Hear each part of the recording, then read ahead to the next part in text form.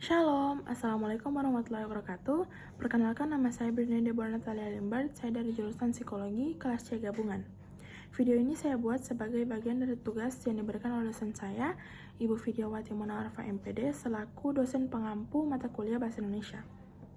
Dalam video ini saya akan menjelaskan tentang dua materi, yaitu materi yang pertama proposal dan laporan, lalu yang kedua ada makalah dan artikel ilmiah.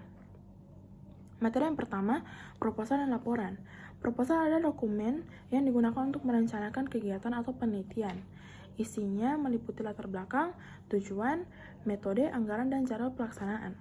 Proposal bertujuan untuk mendapatkan persetujuan atau dukungan dari pihak tertentu agar rencana tersebut dapat dilaksanakan. Lalu ada laporan. Laporan adalah hasil dari pelaksanaan kegiatan atau penelitian yang sudah direncanakan. Laporan ini menjelaskan secara rinci proses, data, analisis, serta kesimpulan dari kegiatan yang sudah dilakukan. Proposal terbagi atas dua, yaitu proposal kegiatan dan penelitian. Proposal kegiatan adalah rencana tertulis untuk mengajukan suatu kegiatan dengan tujuan mendapatkan dukungan baik dari segi finansial maupun kerjasama. Proposal kegiatan ini juga berfungsi sebagai panduan pelaksanaan agar kegiatan berjalan sesuai perencanaan. Lalu ada proposal penelitian. Proposal penelitian merupakan rancangan penelitian yang disusun sebelum pelaksanaan. Proposal ini menjelaskan latar belakang, rumusan masalah, tujuan, metode, serta daftar pustaka. Proposal penelitian dapat berfokus pada pendekatan kuantitatif ataupun kualitatif tergantung metode yang digunakan. Lalu ada laporan. Laporan juga terbagi atas dua, yaitu laporan penelitian dan pelaksanaan. Laporan penelitian ini digunakan setelah penelitian selesai. Laporan disusun untuk menjelaskan hasil penelitian secara detail. Laporan ini biasanya mencakup data, analisis, serta kesimpulan, yang kemudian diolah menjadi informasi yang berguna bagi pembaca. Lalu ada laporan pelaksanaan. Laporan pelaksanaan ini berisi laporan tentang bagaimana suatu kegiatan atau proyek dilaksanakan, termasuk rincian tentang waktu, penggunaan sumber daya, kendala yang dihadapi, atau solusi yang ditemukan. Laporan ini penting untuk evaluasi kegiatan di masa depan. Kita masuk yang materi yang kedua, yaitu makalah dan artikel ilmiah. Makalah adalah tulisan akademis yang membahas suatu topik tertentu, biasanya untuk tujuan pendidikan atau sebagai tugas. Makalah bisa berupa kajian literatur atau analisis terhadap suatu permasalahan. Artikel ilmiah adalah karya tulis yang berisi hasil penelitian atau kajian ilmiah yang dipublikasikan di jurnal-jurnal akademis. Artikel ini biasanya lebih terfokus dan memenuhi standar ilmiah tertentu. Kita masuk dalam jenis-jenis makalah. Makalah terbagi atas tiga, yaitu deduktif, induktif, dan campuran.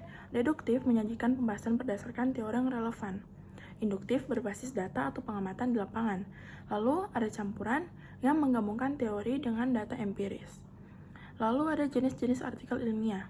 Yang pertama, artikel hasil penelitian, melaporkan hasil penelitian yang dilakukan oleh penulis. Yang kedua ada artikel review, menganalisis atau merangkum penelitian yang sudah ada. Lalu yang terakhir ada artikel konseptual, mengusulkan konsep atau ide baru berdasarkan kajian literatur. Lalu ada sistematika penulisan makalah. Yang pertama, halaman judul, yang berisi judul, nama penulis, NIM, dan institusi. Lalu pendahuluan, yang berisi latar belakang, rumusan masalah, dan tujuan penulisan. Lalu tinjauan pustaka, yang berisi uraian tentang teori dan literatur yang relevan. Lalu metode penelitian, berisi cara dan langkah penelitian yang dilakukan. Lalu hasil dan pembahasan yang berisi analisis data yang diperoleh. Dan yang terakhir kesimpulan dan saran yang berisi rekomendasi berdasarkan hasil penelitian. Selanjutnya ada sistematika penulisan artikel ilmiah. Yang pertama abstrak, yaitu ringkasan singkat dari isi artikel.